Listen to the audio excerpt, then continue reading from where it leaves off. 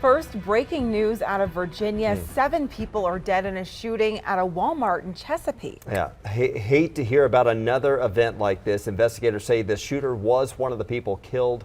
Authorities told ABC News they believe the shooter was an employee, possibly a manager, who walked into a break room and shot other employees before then turning the gun on himself. We were able to put rescue and tactical teams together to go inside to provide life-saving measures rapidly and quickly.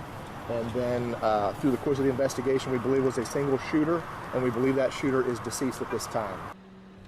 Meanwhile, Walmart released a statement saying they are shocked by the event and that they're working with law enforcement in the investigation and focused on supporting their associates during this difficult time.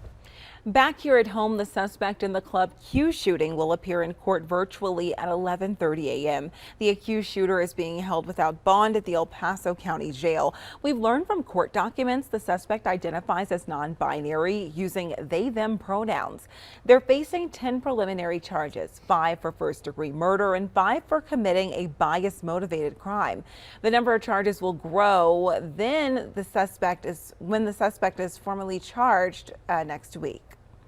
We've also learned that the accused shooter changed their name as a teenager in Texas back in 2016. Court records obtained by Denver 7 show they did it to distance themselves from their birth father and his criminal history. Aaron Brink is an MMA fighter and adult film star with arrests in 3 different states. The suspect's mother was also arrested multiple times in California and in Texas. The parents filed for divorce when the suspect was just a toddler. The suspect spent much of their time in recent years living with their maternal grandmother and her husband in Colorado Springs until they moved to Florida last year. The accused shooter is also believed to be the grandchild of California State Representative Randy Vopel. Vopel opposed legislation allowing transgender Californians to update their names and genders on government documents. He also opposed gun control measures. He lost a primary election earlier this year. The suspect's former neighbor says he frequently used anti-gay slurs. Xavier Kraus told our partner Newsy he would hear the suspect say hateful things while arguing with their mother. Kraus says most of the time it came from a place of anger. Colorado, unfortunately, is no stranger to tragedies. The Boulder King Super shooting and the Aurora movie theater shooting both prompted changes to gun laws. And this year, some Democratic state lawmakers have also formed the Gun Violence Prevention Caucus. Their goal is to streamline solutions and raise conversations at the state capitol, not only when tragedies happen. We could see incremental changes to things as opposed to waiting until, you have a tragedy like this. State Representative Tom Sullivan, whose son was killed in the Aurora Theater shooting, says this is a public health crisis that needs to be talked about as often as taxes or schools. Governor Polis says it might be time to take a second look at how we handle red flag laws. It's really up to local law enforcement. And in this case, it really looks like we should take a second use at how our local sheriffs use this law to protect people when there's these kinds of threats and danger. President Biden thanked Richard Fierro on the phone. He's one of the 2 men credited by law enforcement for stopping the shooter. Fierro spoke to ABC's Matt Gutman. I'm laying on top of somebody trying to keep him down. You use whatever you can. World War II, these guys used helmets as weapons. That was my helmet. I've never been. And you can watch the full interview on Good Morning America at 7 right here on Denver 7. And right now on Denver7.com, we have ways to help support victims' families and survivors. We have links to the Colorado Healing Fund and verified GoFundMe accounts. In other news, Thanksgiving is right around the corner and the travel rush is on. Yeah, crowds could pick up to pre-pandemic levels for the first time here in 3 years. Denver 7's Veronica Costa is live at Denver's airport this morning. The crowds have been surprisingly small and the line has been moving along just fine. How's it looking right now? That's exactly it. We were expecting those really big crowds, right? Thanksgiving is tomorrow. Airport officials were saying that for the first time in years, we're going to see these really crazy crowds. But you guys, it's really not the case this morning. I want to show you this part of the airport. This is what you sometimes see as the line going all the way back to baggage claim. And you can definitely see there's no line there this morning. So over to the actual security line, take a look at what it's looking like.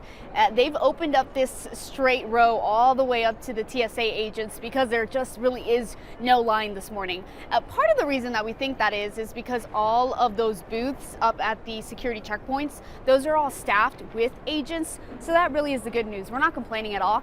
We're pretty happy that all these people are able to kind of get through and we're not seeing what we kind of expected to see.